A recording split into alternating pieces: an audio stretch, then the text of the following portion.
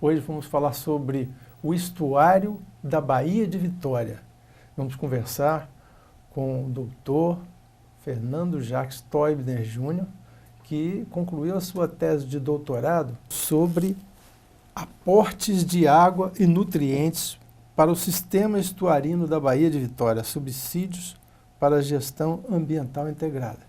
É uma tese muito interessante que compila uma série de informações que já existiam e faz levantamentos interessantes que nós vamos saber agora um pouco com o Fernando Jacques. Obrigado, Fernando, pela sua presença aqui. Satisfação estar aqui com você e poder divulgar um pouco desse trabalho que eu tenho certeza absoluta que vai contribuir muito para o entendimento e para a gestão dos recursos hídricos que aportam ao nosso sistema estuarino da Baía de Vitória. O que te levou a escolher esse tema e o que você encontrou?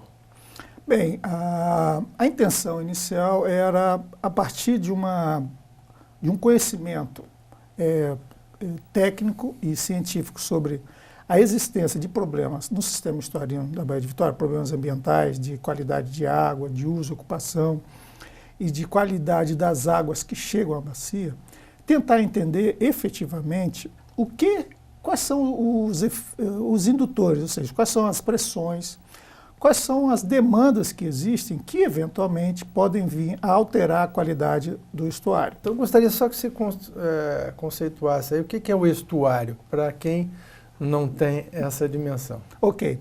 Então, nesse caso, o que a gente chama, que está delimitando como o sistema estuarino da Baía de Vitória, é toda aquela região que você tem um encontro das águas doces, no caso, principalmente do Rio Santa Maria, com o mar. É uma região que você tem uma mistura das águas doces dos rios com a água salgada do mar, que, em função da ação dessa interação, você tem uma variação ao longo do dia da salinidade das águas.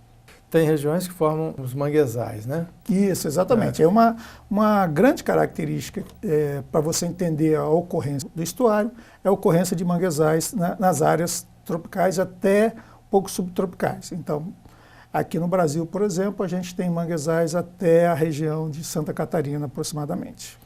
Fisicamente, como que a gente pode delimitar?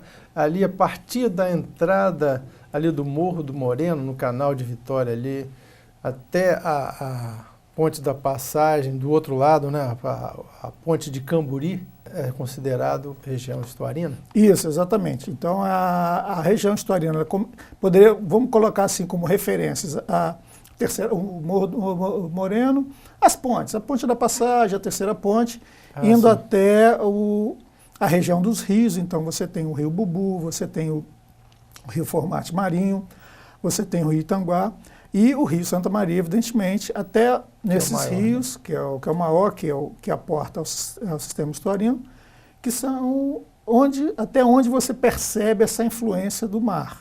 Então, na realidade, o estuário é uma região assim que ela tem não é uma região fixa, você não mede ela e delimita especificamente. Aqui acaba o estuário, aqui começa o estuário. Porque você tem toda uma variação em função da própria amplitude da maré, a vazão dos rios, etc, etc. Mas realmente é uma zona de transição entre o oceano e o rio. É uma região que recebe muita energia desses rios, né, dessas bacias hidrográficas, né? Exatamente. Então, a partir dessa influência que os rios têm no estuário, é que nos deu a vontade de tentar entender melhor o seguinte: como é que é essa relação das bacias hidrográficas que chegam até o sistema estuarino? Qual a influência, efetivamente, ou o potencial de influência, de impacto que a uso e ocupação do solo nessas bacias hidrográficas podem estar causando ao sistema estuarino? Por quê? Porque, evidentemente, tudo que acontece nas bacias acaba sendo transportado pelos rios e chegando ao sistema estuarino. A metodologia que você utilizou e quais os resultados principais que você consegue visualizar? dentro da discussão que foi feita, foi possível, a partir de modelos, nós tínhamos várias vertentes de informações e de discussão. Era necessário saber o seguinte: quais são os impactos que as bacias causam? Uma vez que isso levaria uma ampla gama de informações, se optou em trabalhar com os nutrientes. Então, no caso, nitrogênio e fósforo, principalmente pelo fato de que são os grandes indutores da eutrofização, então, que é você ter um aporte excessivo de nutrientes, que isso altera a qualidade e as características ambientais de um corpo d'água, por exemplo. Então, isso pode ter crescimento exagerado de algas, que pode consumir o oxigênio, então você diminui a qualidade da água. Então, isso é uma preocupação que havia em saber exatamente qual é o potencial de lançamento de nutrientes para o sistema estuarino. A partir de modelos existentes na literatura, em que permite você, em função de características de uso do solo, atividades econômicas, população,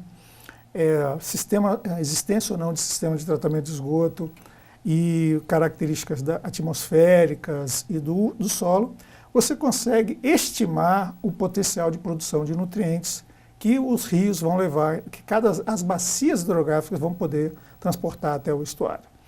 Essa foi uma das linhas. A partir daí, foi feito um levantamento de informações sobre o sistema estuarino. Então, era importante também a gente ter um amplo conhecimento do estado da arte do conhecimento científico sobre o sistema estuarino, para saber o que está sendo feito, até para validar algumas informações que a gente eventualmente estaria gerando com as emissões de nutrientes. A partir desse conhecimento, foi possível também e foi identificada a necessidade de entender a evolução socioeconômica da Grande Vitória. Não só da Grande Vitória, mas das bacias que chegam.